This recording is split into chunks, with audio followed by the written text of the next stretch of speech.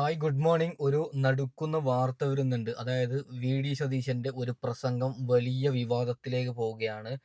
V D Satheesan ഖലീഫ ഉമറിന്റെ ഭരണം ഞാൻ കൊണ്ടുവരുമെന്ന് പറയുന്ന ഒരു പ്രസംഗമാണ്. ആ ഒരു പ്രസംഗം ഞാൻ വെച്ചു തരാം. ആ പ്രസംഗം ഞാൻ പേഴ്സണലി കേൾക്കുമ്പോൾ എനിക്കതിൽ ഒരു വിവാദവും എനിക്ക് പേഴ്സണലി തോന്നിയിട്ടില്ല. ചിലർ എന്തൊക്കെയോ വൃത്തികെട്ട കമന്റാണ് അത്, പ്രത്യേകിച്ച് കമ്മികളോ അല്ലെങ്കിൽ BJP പ്രവർത്തകരാണ് അങ്ങനെ കമന്റ് ഇടുന്നത്. വളരെ വളരെ വൃത്തികെട്ട രീതിയിലാണ് കമന്റ് ഇടുന്നത്. ആ ഒരു പ്രസംഗം ഞാൻ വെച്ചു തരാം. ഓക്കെ. അതിനുശേഷം ഉമ്മൻചാണ്ടി സാറിന്റെ ഇളയ മോളായ അച്ചു ഉമ്മൻ നമ്മുടെ വി ഡി സതീശൻ മുഖ്യമന്ത്രി ആയതിനെ കുറിച്ചിട്ട് ചില കാര്യങ്ങൾ പറയുന്നുണ്ട്. അതും നിങ്ങൾ കേൾക്കണം. ഓക്കെ. അതിലേക്കൊക്കെ വരാം. അതിനു മുമ്പ് നിങ്ങൾ ഈ ഒരു ഫോട്ടോ കാണണം. അതായത് റിനി വി ഡി സതീശനെ പോയി കാണുകയാണ്. പൊന്നു വി ഡി സതീശൻ സർക്കാരിനോട് ഒരു കാര്യം പറയുകയാണ്. എത്രയും പെട്ടെന്ന് നമ്മുടെ രാഹുലിന് നീതി കിട്ടണം. വിഷയത്തിലേക്ക് കടക്കാം. ഒരു കാര്യം പറയുകയാണ്, സംസാരിക്കാൻ വയ്യ, ഒരു പല്ലെടുത്തിട്ടുണ്ട്. ഓക്കെ. ഇല്ലെങ്കിൽ കുറെ കമന്റ് വരുന്നുണ്ട്, അതുകൊണ്ടാണ് അങ്ങനെ പറയുന്നത്. ഒക്കെ ചെറിയ രീതിയിൽ പൊന്തിയിട്ടുണ്ട്.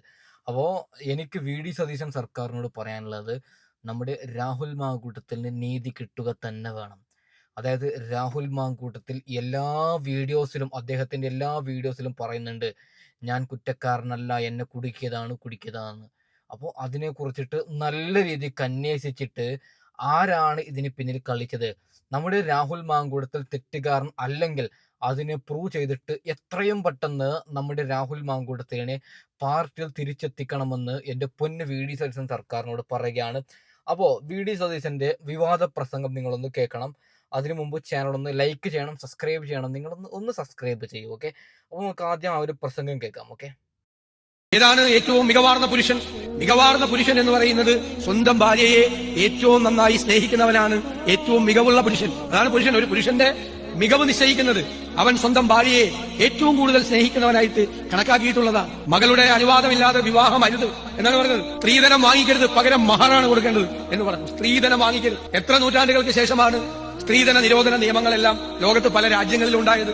സ്ത്രീധനം വാങ്ങിച്ചു പോകരുത്, സ്ത്രീയാണ് ധനം, മഹർ കൊടുക്കണം, അങ്ങോട്ട് കൊടുക്കണം എന്ന് പറഞ്ഞു. എന്നെ അത്ഭുതപ്പെടുത്തിയത് ഏറ്റവും വലിയ സുവർണകാലം പ്രവാചകന് ശേഷമുള്ളത് എന്ന് വിശേഷിപ്പിക്കപ്പെടുന്നത് ഖലീഫ ഉമറിന്റെ കാലമാണ്. ഖലീഫ ഉമറിന്റെ സദസ്സിൽ ഒരിക്കൽ ഈ മഹർ തുക കുറയ്ക്കാനുള്ള ഒരു തീരുമാനമെടുത്തു. അപ്പോൾ ആ രാജസദസ്സിൽ ഒരു വനിതയുണ്ടായിരുന്നു. അത് അത്ഭുതപ്പെടുത്ത കാര്യം. അന്നത്തെ രാജസദസ്സിൽ ഒരു വനിതയുണ്ടായിരുന്നു. ആ വനിത എഴുന്നേറ്റ് നിന്ന് അതിനെ സ്ത്രീ ചോദ്യം ചെയ്തു.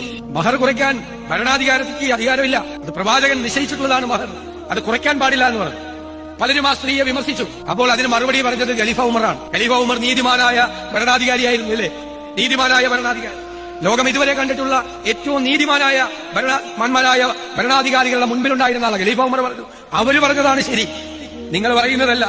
നമുക്ക് ഭരണകൂടത്തിന് മഹർ കുറയ്ക്കാനുള്ള അവകാശമില്ല എന്ന് തീർപ്പുണ്ടാക്കി. അപ്പോൾ ഖലീഫ ഉമറിന്റെ രാജസദസ്സിൽ പോലും സ്ത്രീകൾക്ക് പറയാനുള്ള അവകാശമുണ്ടായിരുന്നു. അദ്ദേഹം ഭരണാധികാരികളോട് പറഞ്ഞു, പ്രവാചകൻ പറഞ്ഞു, എന്താ ഭരണാധികാരികളോട് പറഞ്ഞത്?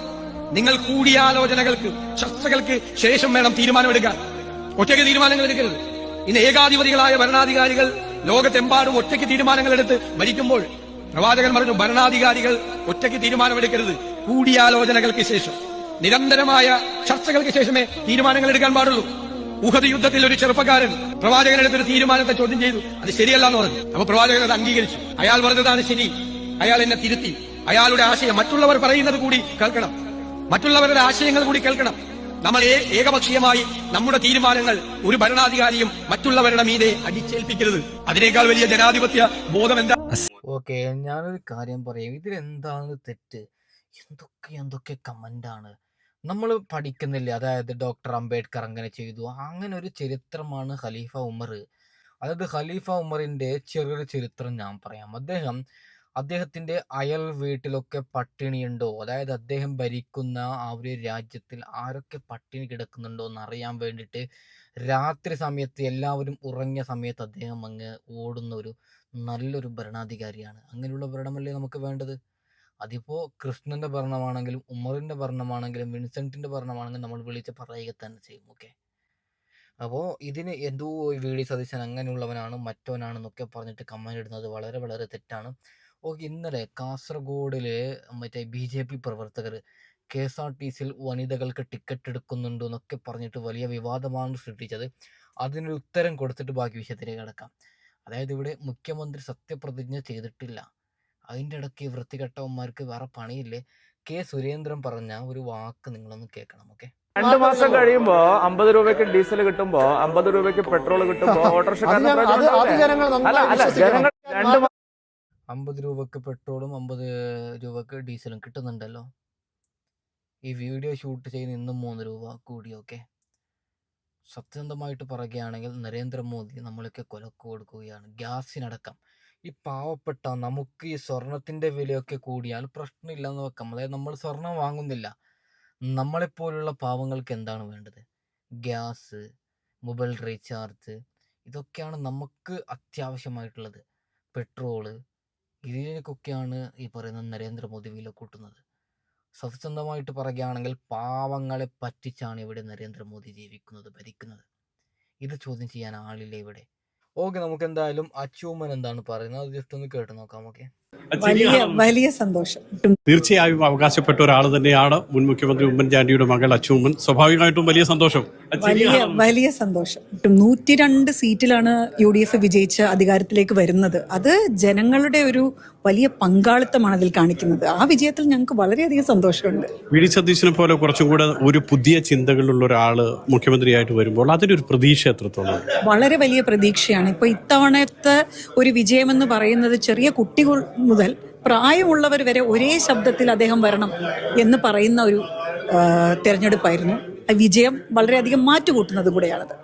അച്ഛന് സ്വാഭാവികമായിട്ടും വി ഡി സതീശനിൽ നിന്ന് ഇന്ന കാര്യങ്ങൾ ചെയ്താൽ കൊള്ളാമെന്നൊരു ആഗ്രഹം ഉണ്ടാവില്ല, ഒരു പ്രതീക്ഷ ഉണ്ടാവില്ലേ? തീർച്ചയായിട്ടും. അദ്ദേഹം നിലപാടുകളുടെ വക്താവാണല്ലോ. നിലപാടുകളിലൂടെയാണ് അദ്ദേഹം ഇന്ന് കേരളത്തിൽ അദ്ദേഹം നേടിയെടുത്തിരിക്കുന്ന ഈ സ്ഥാനം തന്നെ ഉള്ളത്. അപ്പൊ അദ്ദേഹം ഇനി മുന്നോട്ട് എന്തൊക്കെ ചെയ്യാൻ പോകുന്നു എന്ന് കാണാൻ വളരെ ആകാംക്ഷയോടെ കാത്തിരിക്കുകയാണ്. അപ്പയുടെ സ്വപ്നങ്ങളൊക്കെ കുറച്ചൊക്കെ ബാക്കി ഉണ്ടാകും, അതും ഫുൾഫിൽ ചെയ്യുമെന്ന് പ്രതീക്ഷിക്കാം, ആഗ്രഹിക്കാം. കഴിഞ്ഞ 10 വർഷമായിട്ട് പ്രത്യേകിച്ച് വേറെ കൂടുതലായിട്ടൊന്നും ചെയ്തിട്ടില്ല. ഇനി അദ്ദേഹം വന്നിട്ട് വേണം ഒരുപാട് കാര്യങ്ങൾ ചെയ്യാൻ വേണ്ടി. അതോടൊപ്പം തന്നെ അവസാന ദിവസങ്ങളിൽ ഒരു ടെൻഷൻ ഉണ്ടാകുമോ? ഉണ്ടായിരുന്നോ വീടി തന്നെ ആകുമോ മുഖ്യമന്ത്രി എന്നൊക്കെ ഉള്ള ഒരു ടെൻഷൻ ഉണ്ടായിരുന്ന?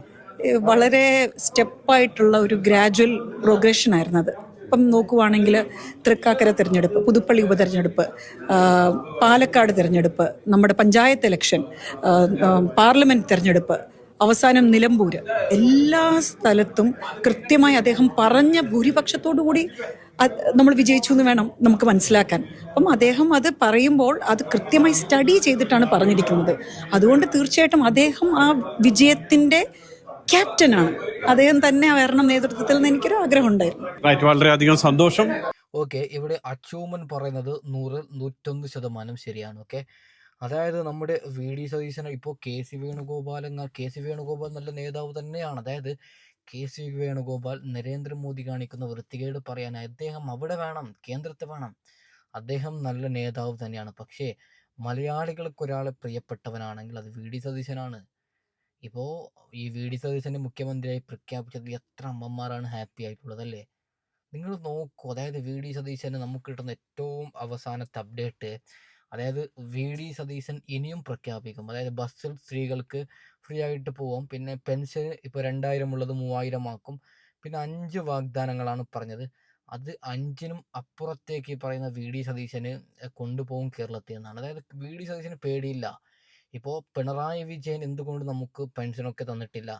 പിണറായി വിജയന് കേസുണ്ട്, അഴിമതി നടത്തിയതൊക്കെ പേടിയുണ്ട്, കേന്ദ്രത്തെ പേടിക്കണം. ഇപ്പോൾ ഈ പറയുന്ന വി ഡി സതീശൻ അങ്ങനെ ഒരു സംഭവമേ ഇല്ല. കേന്ദ്രത്തെ പേടിക്കണ്ട, കാരണം അദ്ദേഹം അഴിമതി ഒന്നും ചെയ്തിട്ടില്ല. അപ്പോൾ കിട്ടുന്ന പൈസ, ഖജനാവിൽ കിട്ടുന്ന പൈസ ജനങ്ങൾക്ക് വേണ്ടി സേവിക്കും അദ്ദേഹം. അതാണ് അദ്ദേഹത്തിൻ്റെ ഏറ്റവും വലിയ പവർ. ഓക്കെ, അതായത് കേന്ദ്രത്ത് 10 വർഷമായിട്ട് കോൺഗ്രസിന് ഭരണമില്ല, വലിയ തെറ്റൊന്നും ചെയ്തിട്ടില്ല കോൺഗ്രസ് കേരളത്തിൽ. പിന്നെ എന്തിനു പേടിക്കണം? BJP വേക്കണ്ട, CPM വേക്കണ്ട, ആരെയും വേക്കണ്ട. ഇപ്പോൾ ഏറ്റവും അവസാനം കിട്ടുന്ന അയ്യപ്പൻ്റെ സ്വർണം കട്ട കേസ്, അതും നല്ല രീതിക്ക് അന്വേഷിക്കുമെന്നാണ്.